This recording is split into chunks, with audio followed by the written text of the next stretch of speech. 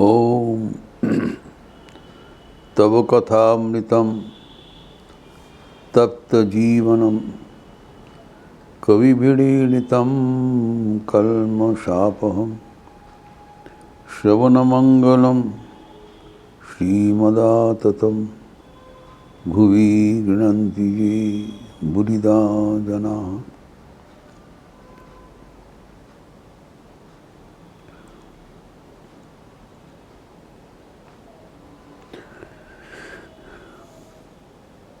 जो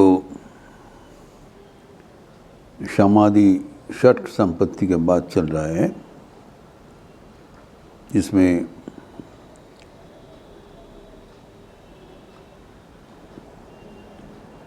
तितिक्षा के बाद हम लोग सुने हैं शमदम उपनति तितिक्षा।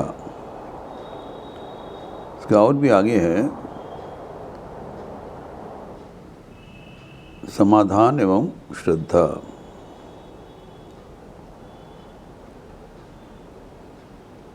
तितिक्षा हम लोग कई दिन चर्चा किया। जो सर्वोच्च तितिक्षा के आदर्श है, कोई भी प्रतिकूल अवस्था अगर उपस्थित हो, अनुकूल प्रतिकूल जो भी हो, मन को स्थिर रखना, अचंचल रखना एवं मन में कोई भी प्रतिरोध, क्रोध अथवा विपरीत मनोभाव नहीं रखना। मन सर्वदा आनंद में लिप्त रहे। ये सबसे कोई भी उनका मतलब नहीं है। इसके आगे कहते हैं डिसिप्लिन, समाधान। समाधान किसको कहलाता है? शास्त्रगत अर्थ है निगृहीतस्य मनसः श्रवणादौ तद अनुगुण विषये च समाधि समाधानम। हम देखें, प्रथम क्या है? शमदम उपनति तितिक्षा। ये सब शरीर, मन, आत्मा सबको सब कुछ ठीक ठीक रखते हुए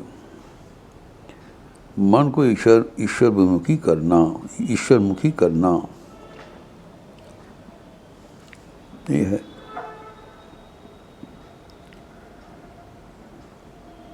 इंद्रिय संयम, मनस संयम सब करते। तो पर्पस क्या है? सबको we have to make our life oriented towards God. एक ही मात्र उपाय, लक्ष्य है। जब मन विषय से हट गया, मन अगर हटा के मन को ईश्वर में हम केंद्रित कर दिया, उसके आगे का डिसिप्लिन है उस अवस्था में मन को रख देना। क्योंकि मन चंचल है, बहुत प्रयास करके विषय से उनको आहरण करके और समझा बुझा के जब ईश्वर वस्तु पर हम केंद्रित करने के लिए बोलते हैं, तब देखा जाता है मन असमर्थ है,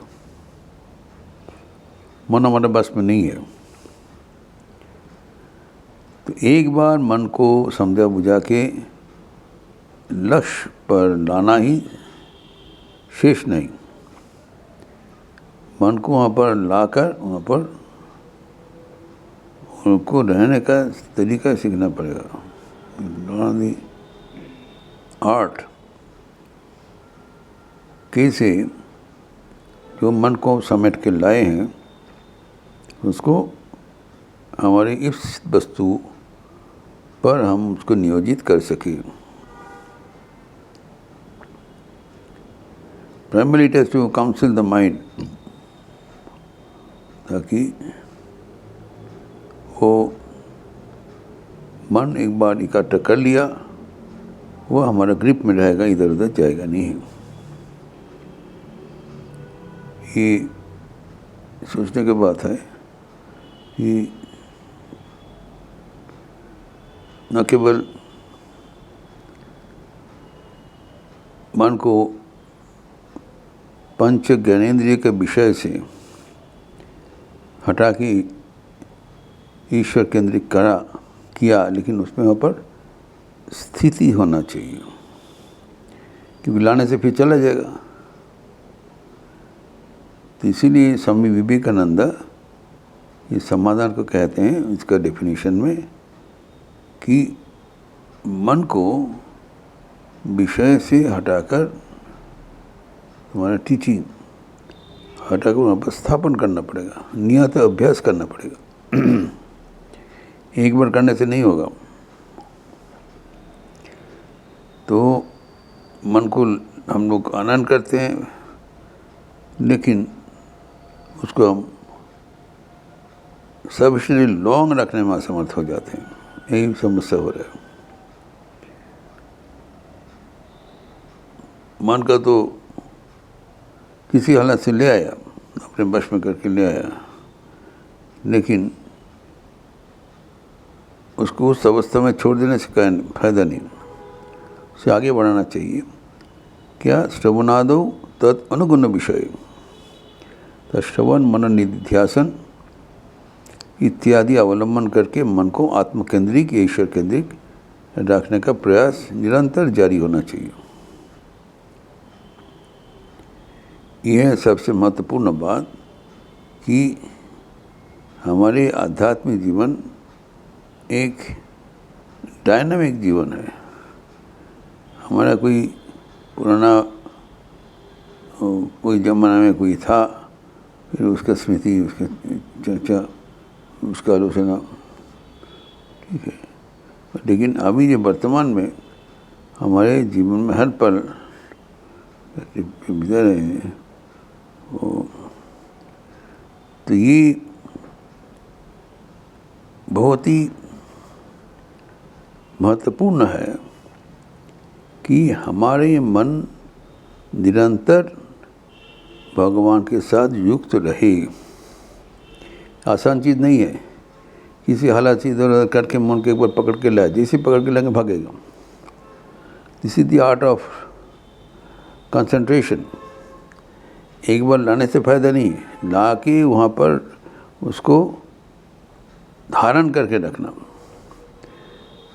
जमने व आसन प्राणायाम प्रत्याहार धारण, जब तक महाराज धारण को नहीं पढ़ सकते हैं फिर आगे नहीं बढ़ेगा।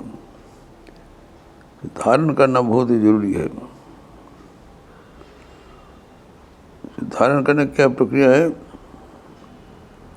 इसे जब ये हम लोग प्रयास करते हैं, मन इधर उधर चले जाते हैं, तो जो उनसे हम लोग धारण करने के लिए धार्य करते हैं, वो बकायदा सीखना पड़ेगा कि हमारे तो धारण का वो सीखना बहुत ज़रूरी है। प्रत्याहार मतलब विषय से हटा के इंद्रियाँ को चक्षु कर्ण नासिका जीवा तक का विषय है। दृष्टि, स्वाद, शब्द, गंध, स्पर्श, गंध, वर्ण, ये सब से हमारे ज्ञानेंद्रिया को आहरण कर लिया। ये प्रत्याहार कर लिया, प्रत्याहार करके फिर धारण करना पड़ेगा ईप्सित वस्तु में, ईश्वर में। इसी को समाधान कहलाता है, और एक बार करने से नहीं होगा। इसीलिए पतंजलि योग सूत्र में कहा गया है, अभ्यास वैराग्याभ्याम तन्निरोध। मन को स्थिर करने का दो उपाय है, अभ्यास एवं वैराग्य, not one at a time, both एक साथ करना पड़ेगा। तो अभ्यास और वैराग्याभ्याम अगर एक साथ रहे तो मेरे से ये है, तो धारण करना पड़ेगा। तो अभ्यास एवं वैराग्य, तो अभ्यास का क्या है? उसका परवर्ती की सूत्र में बताया, तत्र स्थितौ जत्नोऽभ्यासः विद्यमान। ये जितना जल्दी को ये मन को इकट्ठा करके उस ईप्सित वस्तु पर स्थापन करना पड़ेगा। इसके लिए यत्नपूर्वक बारंबार करने का अभ्यास कहलाता है, प्रैक्टिस। वो प्रैक्टिस कैसा है? पतंजलि योग सूत्र में क्या कहते हैं? सतु दीर्घ काल नैरंतीर्ण सत्कारो आसेवितो दृढ़ भूमि ही। एक दिन करने से नहीं होगा, फॉर ए लॉन्ग टाइम, एवं नियमित रूप से करना पड़ेगा।